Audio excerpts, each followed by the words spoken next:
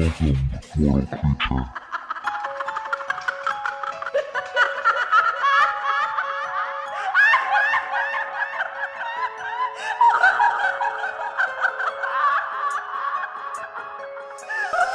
This vast metropolis houses thousands of tortured souls, all dying for someone to hear their tales of woe. Our stories are many, but very few souls dare to venture into our world. Have a seat and listen to our stories. For those that say dead men tell no tales, have never ventured into our realms.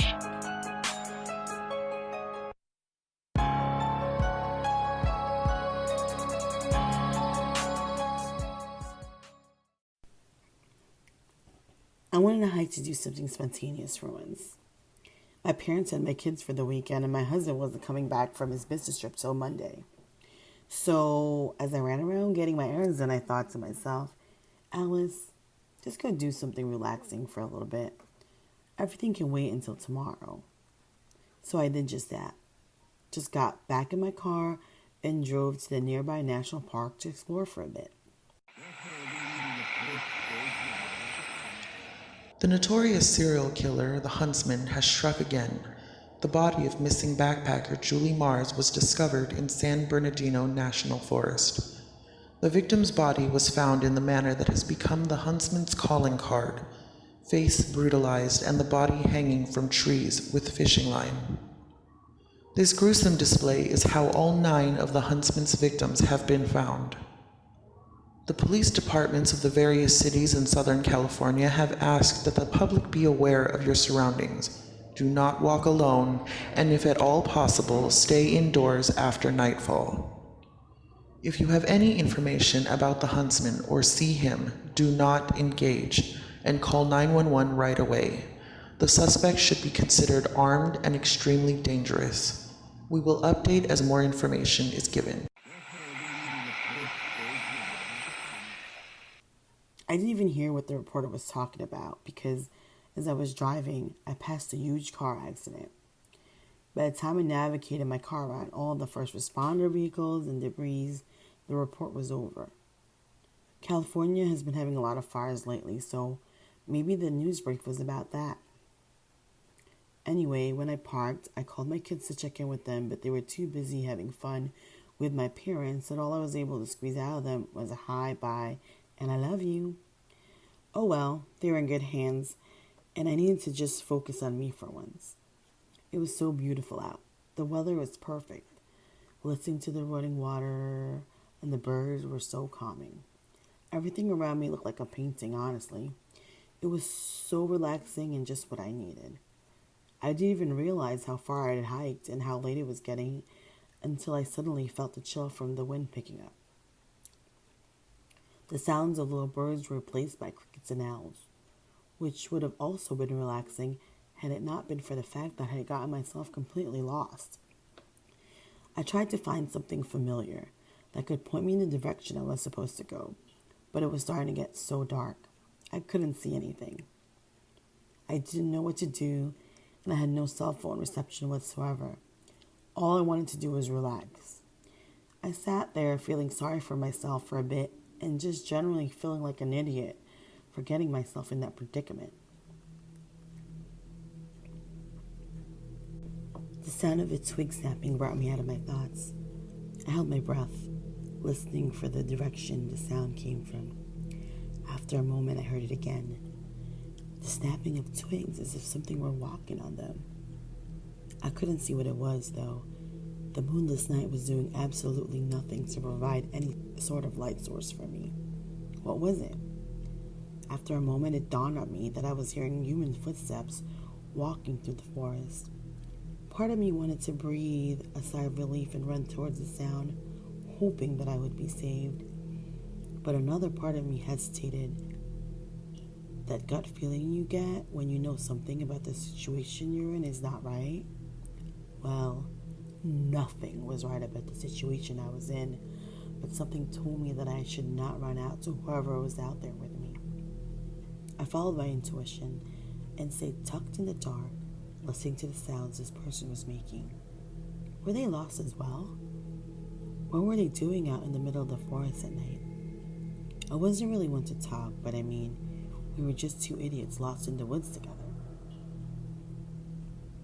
I could hear another sound accompanying the footsteps. It was the scraping sound of something large being dragged across the ground. I could feel my heartbeat start to pound in my chest, and I sat there in the dark trying to steady my breathing and calm down. It sounds ridiculous, but I was afraid that whoever was out there would hear my heart beating and find me. The sound was deafening to me. I sat there for what seemed like forever, not knowing what to do and scared out of my mind when I felt tiny drops of water heat my cheek. At first, it was just a sprinkle, and then, after a moment, it was as if a rain cloud had ripped open and rain started pouring everywhere. I didn't want to check my phone's reception because I'm pretty sure the light from it would have drawn the person's attention. Lightning cracked across the sky and I saw him. The person that was in the woods with me. I couldn't see his face because of the coat he wore, but he was tall with hiking boots peeking out from under his jeans. I saw glinting from his face that suggested he was wearing glasses, but the rest of his features were almost purely covered by his oversized hood. I tried to scoot slowly away from the man when another jagged line of lightning lit the sky, and then I saw it, what the man was dragging. It was the body of a woman. I didn't know if she was unconscious or dead. He had been dragging her by her feet into the woods, and now the pair were just feet away from me. I was terrified. I couldn't call the police because of my reception, and I wasn't going to just jump out and let this guy know I was there too. So I sat and watched, and I could see the man throw a bag off his shoulder. I was almost afraid to find out what he had in there. I was so focused on the man and the woman that it took me a moment to realize that I heard another voice whispering in the darkness of the forest. Not in the direction of the man I had been watching, but somewhere else in the woods. I turned towards the voice and saw only the expansive, pitch dark, and I heard the whispering again. Run! My blood ran cold. There was no one else here besides us that I could see, and yet I could hear it like a woman whispering in my ear. Run, Alice! The fleeting thought of the forest being haunted crossed my mind, but I brushed off the voice as me just thinking the words to myself. I couldn't move. I felt paralyzed by everything happening. I snapped out of my thoughts as I heard a deep laugh behind me. I turned back around and saw the man staring directly at me. He had seen me. I got up and started running as fast as I could, blindly into the deep part of the woods. I could hear his boots stomping loudly behind me, and I tried to run faster as he started catching up to me. I didn't know where I was going. I couldn't see him anymore. I couldn't see anything. I kept slipping on the mud, almost hysterical, thinking that any minute I was going to feel his hands grab me. And then I stopped hearing boots behind me. I couldn't hear him swearing as he ran after me. Everything was quiet. I stopped to catch my breath, straining my ears to hear any sounds around me. All I could hear again were the owls and the crickets and the rain. I sat crying for what seemed like forever, wishing I were home and back to my boring little life. While I sat there feeling sorry for myself, I started hearing the voices, a little further away this time since I had ran through the woods, but I could hear the sound of a woman pleading and crying.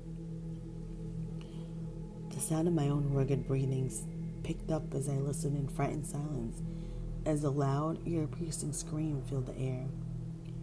I stayed rooted to the spot as I listened to the sickening sounds of skin being sliced open and soft gurgling of blood filling up lungs. I tried to keep the sobs welling up in my throat from coming out as I hid behind a tree to look at my phone. Of course, still no reception. I couldn't see what was happening, but only hear the sounds that my imagination would use to paint the horrific picture of what he was doing. I stared into the darkness, praying for daylight. I don't know how long I sat there until I heard the worst words I could think of. The man had stopped what he was doing and let out another deep laugh. "I know you're out there," he hissed as his footsteps started coming in my direction again. I stood preparing to run when I felt a thick branch catch my shoe. With all the adrenaline coursing through my body, I went into a sort of fight or flight mode and scooped up the branch and stood behind the tree waiting for him to get near me. As soon as I heard his footsteps almost beside me, I swung as hard as I could, hearing frantic, muffled cries of pain and the sounds of glasses breaking. I could only assume I had hit him directly in the face. I didn't stop to see what was happening, but started running as fast as I could. My shoes kept sliding on the mud until I felt a gradual incline beneath me. I started hurriedly climbing up the hill I had come across. I used my hands and feet to gain as much traction as possible, gasping in exhaustion. My absolute will to survive and get back to my family was the only thing keeping me going at that point. And then I felt rough cement under my hands. I had come across a main road in the park. I could see the thin line of daybreak hitting in the horizon and a vehicle approaching my direction. I flagged the SUV down and relief washed over me as the park ranger slowed to a stop beside me. A look of shock plastered on his face. He immediately let me into his vehicle as I hysterically tried to tell him everything that had happened. Police, canines, and helicopters swarmed the park soon after, trying to locate the man I had encountered in the woods. A man the police told me was most likely the Huntsman. They did find the body of the poor girl I had seen the Huntsman drag into the woods. I could hear the conversation buzzing around me of what happened to her. She had been gutted, her eyes hollowed out, and a jagged Chelsea smile carved into her face. They told more officers that arrived that she was hung up in the trees with fishing line, staged to look like a puppet. Apparently, this was the Huntsman's M.O. All the sounds I'd heard throughout the night of what the Huntsman was doing to that girl, all the images that my mind had conjured up, was nowhere near as horrific as the actual truth. A female detective ushered me into her cruiser, while a tow truck towed my car home from me. I was in a daze, my mind trying to understand everything that I had endured that night. My husband and kids wouldn't be home for another day, and I didn't know if I could handle being alone for even that long. I figured I would just call my best friend Nancy when I got home and ask her if I could stay at her place until my family came back. I entered my house and was surprised to see my husband's overnight bag by the door. He was home early. I didn't stop to give it much thought as I sprinted up the stairs, so happy to know that he was back from his trip sooner than expected. I heard his shower running and called out to let him know how glad I was that he was back so soon. He told me that he was also glad he was back sooner than expected because he had gotten into some sort of altercation. I sat in our bed and listened to the story, but my mind wandered off as I noticed something on the floor in the corner of our room.